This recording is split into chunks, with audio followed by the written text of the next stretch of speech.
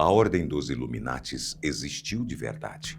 Foi fundada em 1º de maio de 1776, na Baviera, no sul da Alemanha. Durou apenas 9 anos. Em 1785, o governo proibiu o grupo, dispersou os membros e a ordem desapareceu. Mas o nome atravessou 220 anos. Hoje aparece em teorias sobre revoluções, símbolos em nota de dólar e planos de governo mundial, incluindo o Grande Reset. Esse vídeo separa o fato do mito.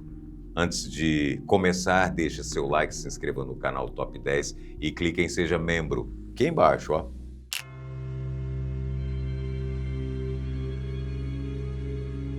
A história real começa em 1º de maio de 1776, em Ingolstadt, uma pequena cidade da Baviera. Naquele dia, Adam Weishaupt, um professor universitário de 28 anos, reuniu 4 alunos e fundou uma irmandade secreta. Weishaupt ensinava direito canônico, as leis da Igreja Católica. Ele tinha herdado o cargo dos jesuítas, a poderosa ordem religiosa que controlava boa parte do ensino europeu na época, depois que o Papa extinguiu o grupo em 1773. A Irmandade se chamava, no início, Perfectibilistas, nome que vem da ideia iluminista de que o ser humano pode se aperfeiçoar pela razão. O símbolo era a coruja de Minerva, da deusa romana da sabedoria. E Weishaupt adotou um codinome dentro da ordem, Spartacus, em referência ao gladiador que liderou uma rebelião contra Roma. Numa Baviera dominada pela Igreja Católica, ele via na ordem uma forma de promover as ideias do iluminismo, o movimento que defendia o uso da razão, a liberdade de pensamento e o ensino sem o controle da Igreja. A proposta era treinar homens estudados em filosofia e política, dentro de grupos pequenos e secretos com níveis de iniciação, juramentos e códigos próprios. Nos primeiros anos, cresceu devagar. Funcionava em quartos, casas e salas de universidade, com correspondência em código e codinomes da Roma antiga no lugar dos nomes verdadeiros. Para os historiadores, a Ordem de 1776 era um grupo mais próximo de um clube intelectual do que de uma seita oculta. Não era um culto, não era satânica, não pregava destruir civilizações. Era uma sociedade que defendia o uso da razão e queria reformar a educação e o pensamento europeu.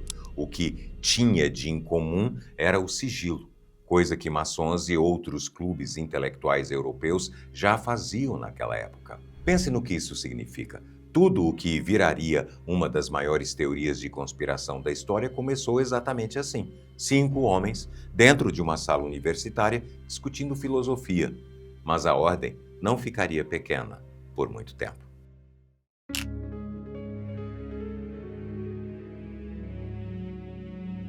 Em 1780, tudo começa a mudar. O motivo tem nome: Barão Adolf Knigg. Knigg era um nobre alemão com muitos contatos dentro da maçonaria. E aqui tem uma coisa que confunde muita gente. A maçonaria não veio depois dos Illuminatis. Veio antes, muito antes. Foi fundada em 1717, na Inglaterra, quase 60 anos antes de Weishaupt fundar os Illuminatis.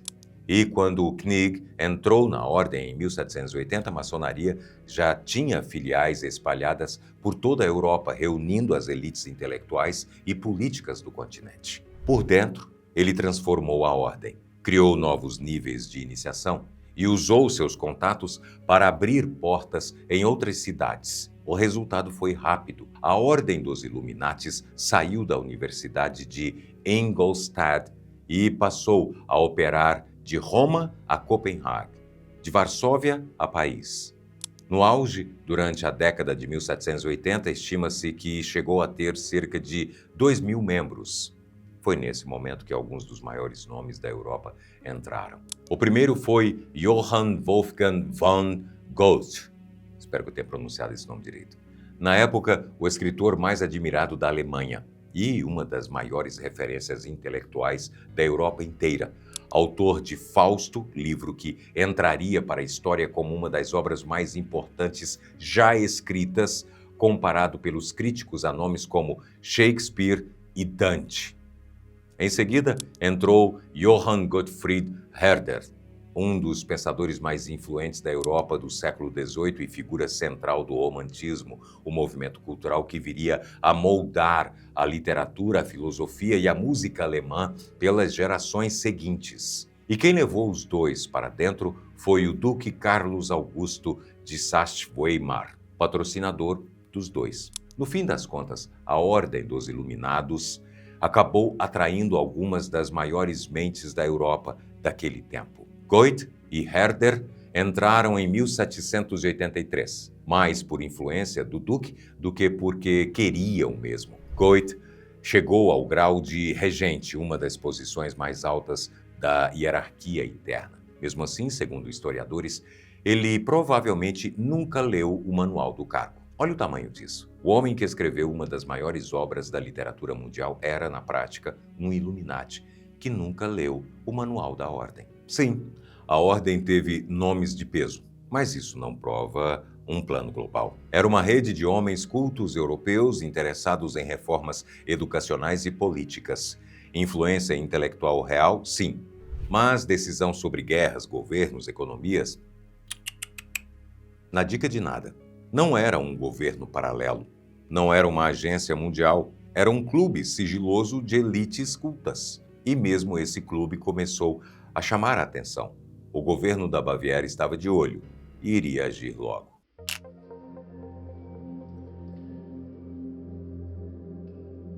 A queda foi rápida. No mesmo período em que a ordem ganhava nomes ilustres, ela já estava no radar do governo bávaro. Mas por que o governo decidiu agir? Os motivos eram vários. A Baviera era um estado profundamente católico e os Illuminatis pregavam exatamente o oposto do que a igreja defendia. Razão acima da fé, ensino fora do controle da igreja e crítica direta à influência dos padres e bispos sobre a vida pública. Isso já incomodava o governo. Pior, os Illuminatis estavam recrutando juízes, professores, funcionários públicos e oficiais militares. Para as autoridades bávaras, aquilo era tudo menos um clube acadêmico. Eles achavam que isso podia influenciar o Estado por dentro. E ainda houve as traições internas. Entre 1783 e 1784, ex-membros, como Joseph Utzschneider, escreveram cartas denunciando a ordem ao governo, entregando documentos sobre rituais, juramentos e planos políticos. A maçonaria caiu junto porque, aos olhos das autoridades, era também uma sociedade secreta com ideias parecidas com as do iluminismo e, portanto, considerada uma ameaça parecida. Foi a soma de tudo isso que levou às proibições oficiais, os chamados editais. Em 22 de junho de 1784, Carlos Teodoro, governante da Baviera na época, baixou um edital proibindo todas as sociedades secretas não autorizadas pelo Estado. Não bastou. Em 2 de março de 1785, novo edital, agora mais específico, a proibição atingia diretamente a maçonaria e a Ordem dos Iluminados. Weishaupt foi afastado do cargo de professor e fugiu da Baviera. A repressão continuou. Em 1786 e 1787, a polícia bávara apreendeu cartas e documentos internos da ordem e o governo publicou esses materiais para mostrar que era, na visão deles, um movimento contra o Estado.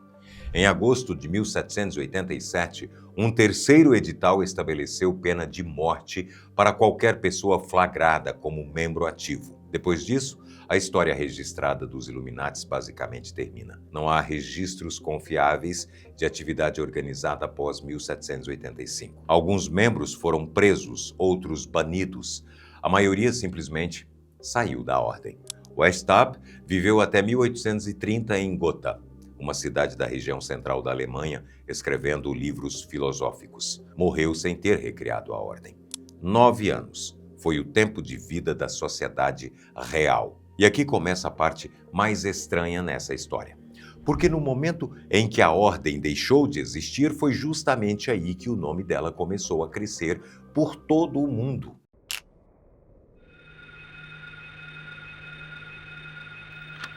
E o que faz o nome dos Illuminatis explodir pelo mundo são dois livros, publicados em 1797, 12 anos depois do fim da ordem. O primeiro veio do padre francês Augustin Barrieux, exilado em Londres durante a Revolução Francesa. Foi ele quem publicou o livro Memórias para servir à história do jacobinismo, referência a jacobinos, a facção mais radical da Revolução Francesa.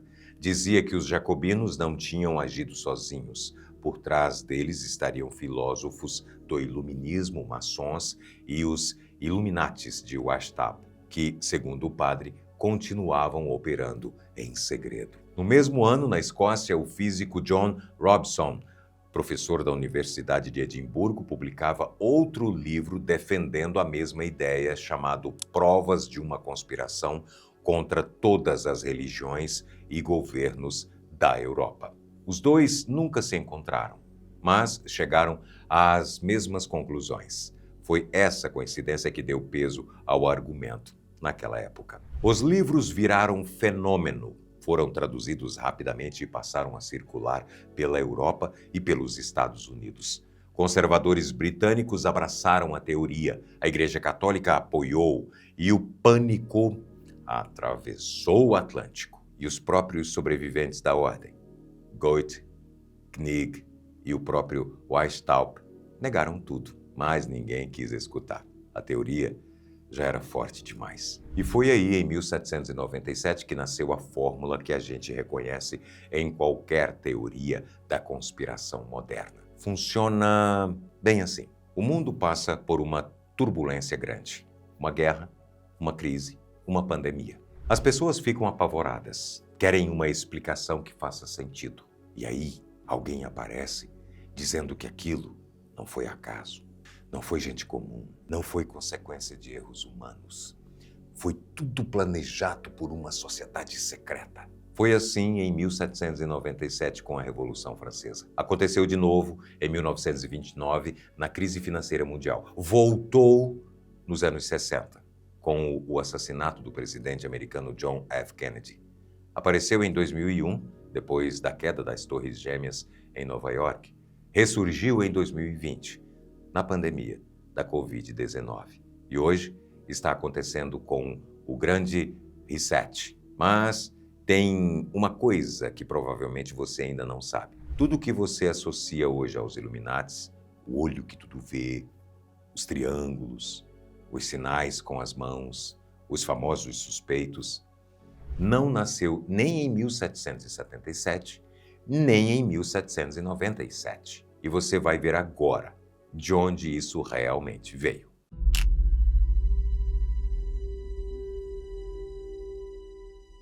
A teoria que nasceu em 1797 quase desapareceu durante o século XIX, sobreviveu só entre poucos leitores. E quem trouxe os Illuminatis de volta para o centro da cultura popular não foi outro padre como Burwell, não foi outro cientista como Robson, foi um grupo bem improvável, um movimento alternativo da Califórnia dos anos 60, formado por escritores e jornalistas seguidores do discordianismo, uma filosofia que tirava sarro de qualquer tipo de autoridade. As figuras mais conhecidas do grupo eram Carey Thornley, escritor e veterano dos Fuzileiros Navais, e Robert Anton Wilson, escritor e editor da revista Playboy. Por volta de 1968, eles lançaram uma operação chamada Mindfuck.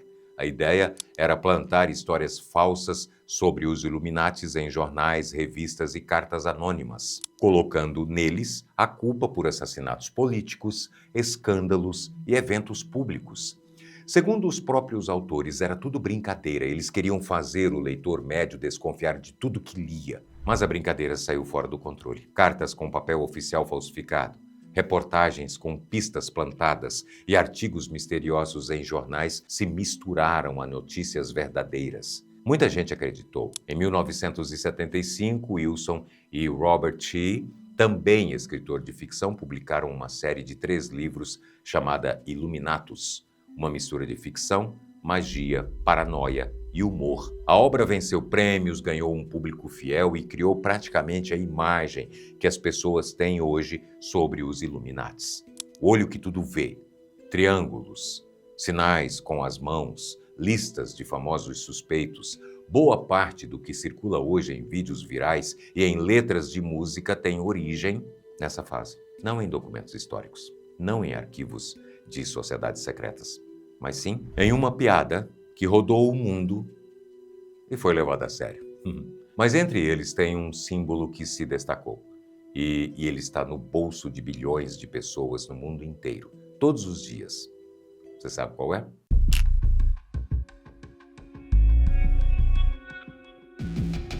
O símbolo em questão é o olho dentro de um triângulo sobre uma pirâmide inacabada, estampado no verso da nota de $1 dos Estados Unidos.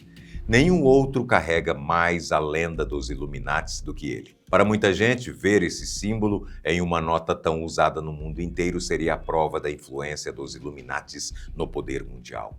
A história real é outra. A pirâmide e o olho fazem parte do grande selo dos Estados Unidos.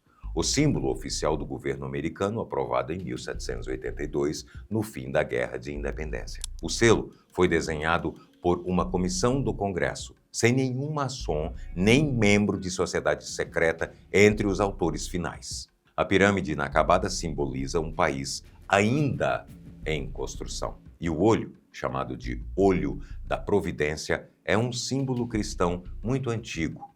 Aparece em pinturas de igrejas e ilustrações religiosas desde pelo menos o século XVI, mais de 200 anos antes de Weishaupt fundar a Ordem dos Iluminados. É uma representação clássica de Deus, sempre vigilante sobre os homens. A frase em latim, abaixo da pirâmide, Novus Ordo Seclorum, significa uma nova ordem das eras, mas não tinha nada a ver com o governo mundial. Era uma referência ao próprio país que estava nascendo, uma república nova, sem rei. O olho da providência foi adotado anos depois pela teoria. Não nasceu com ela, e esse padrão aparece em outros casos. A teoria dos Illuminates raramente cria seus vilões. Ela captura coisas reais, símbolos, instituições, encontros e renomeia. É a mesma lógica que aparece hoje em clubes empresariais, fundações e fóruns públicos. E são justamente esses grupos que viram os novos personagens da teoria.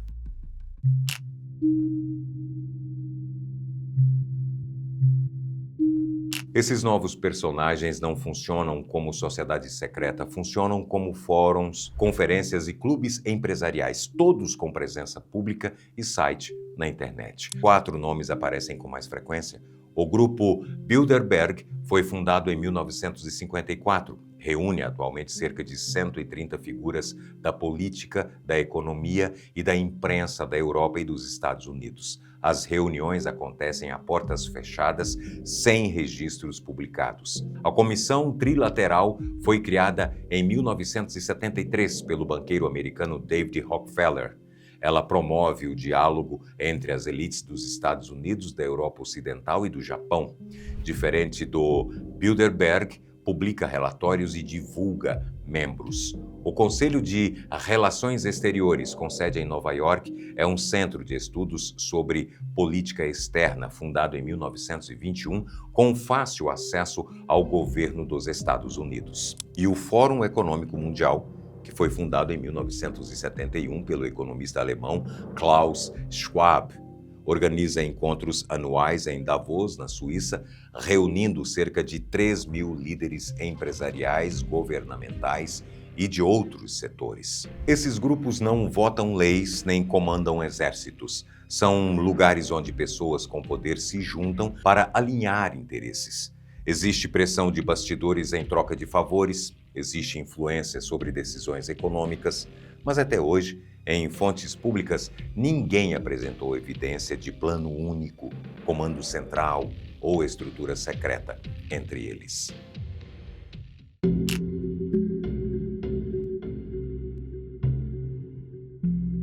Agora que você conhece a história dos Illuminates, vamos para o caso que mais alimenta a teoria moderna, o Grande Reset. E ele veio de um desses 4 grupos, o Fórum Econômico Mundial. A história aconteceu em 2020 e juntou em uma só proposta os 3 elementos: poder real, portas fechadas e linguagem técnica. Em junho daquele ano, seu fundador, o economista alemão Klaus Schwab, anunciou um plano para mudar a economia mundial depois dos impactos da pandemia da Covid-19. O nome era Grande Reset, em inglês, The Great Reset. O lançamento teve mensagem do então Príncipe Charles, hoje Rei Charles III do Reino Unido. Esse plano também virou um livro escrito por Schwab em parceria com o economista francês Thierry Malleret. A pandemia tinha paralisado economias inteiras, exposto desigualdades e acelerado o avanço da tecnologia. No livro, os dois diziam que esse choque mundial precisava ser usado como oportunidade para reorganizar a economia em 3 pilares. O primeiro pilar era o capitalismo de stakeholders, ou capitalismo de partes interessadas. A ideia era que as empresas não devessem responder apenas aos donos das ações, mas também aos funcionários, fornecedores, comunidades e meio ambiente. O segundo era o uso de critérios ESG nas decisões de investimento. ESG é uma sigla em inglês que significa fatores ambientais, sociais e governança. Na prática, é a ideia de que investidores devem olhar não só para o lucro de uma empresa, mas também para como ela cuida do meio ambiente, como trata os funcionários e como é administrada por dentro. O foco era dar prioridade para a infraestrutura verde e indústrias com menor impacto ambiental. O terceiro era aproveitar a chamada Quarta Revolução Industrial. Schwab tinha publicado um livro com esse título em 2016. O conceito inclui inteligência artificial, internet das coisas, biotecnologia e automação. Esses eram os 3 pilares. Como qualquer plano grande, tem pontos a discutir e a criticar, mas em nenhuma versão pública do documento o Reset queria acabar com a propriedade privada, criar um governo global ou colocar a humanidade sob algum controle único.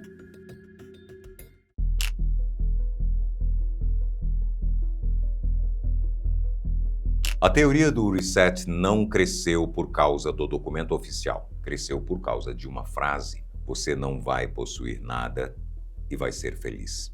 Em vídeos, posts e discursos, ela aparece como o principal meta do Fórum Econômico Mundial. A origem da frase é outra. Ela nasceu em 2016 em um texto escrito por Ida Auken, política do Partido Nacional Liberal da Dinamarca, publicado no site do Fórum. O texto se chama Bem-vindo a 2030. Eu não possuo nada, não tenho privacidade e a vida nunca foi tão boa. Uma ficção que imaginava como poderia ser a vida em uma cidade onde tudo é alugado e nada é comprado. Ainda em 2016, o Fórum publicou um vídeo curto chamado 8 Previsões para o Mundo em 2030. A primeira frase do vídeo era exatamente essa: você não possuirá nada e será feliz. Foi esse material que viralizou. Em 2020, no auge da pandemia, o vídeo de 2016 ressurgiu nas redes sociais, apresentado como se fosse meta oficial do Reset, e o impacto foi mundial. Mas a checagem dos fatos contou outra história. Agências de jornalismo como Reuters, France Press e a brasileira Aos Fatos investigaram a afirmação. O Fórum nunca apresentou essa frase como política oficial. O texto era apenas uma ficção. O vídeo era promocional. A frase virou bandeira de algo que a própria autora nunca defendeu de verdade.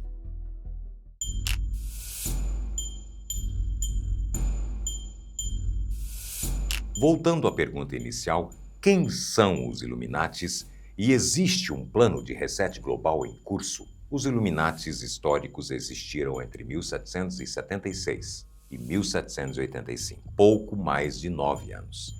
Depois disso, a Ordem Real desaparece dos registros oficiais. O que sobreviveu foi uma história coletiva formada em 3 camadas. A teoria, criada em 1799, a piada dos anos 60, que virou cultura pop, e a era da internet, que aplicou essa história aos clubes empresariais modernos, Bilderberg, Comissão Trilateral e Fórum Econômico Mundial. O Grande Reset existe, foi proposto em 2020. Tem 3 pilares públicos e, em sua versão pública, o documento não propõe acabar com a propriedade privada, não propõe criar um governo global, não propõe tirar as liberdades das pessoas. Esses são os pontos que aparecem nos documentos públicos, as fontes que conseguimos verificar. Mas e o que está fora delas? Será que tudo é só teoria? Ou existe algo mais que ainda não veio à tona? Esse foi o vídeo de hoje, pessoal. Espero que tenha curtido essa viagem por mais de 200 anos de história. Se você gostou, deixa seu like, se inscreva no canal para não perder os próximos vídeos. E a gente se vê no próximo episódio. Aprenda a ler nas entrelinhas. Até a próxima.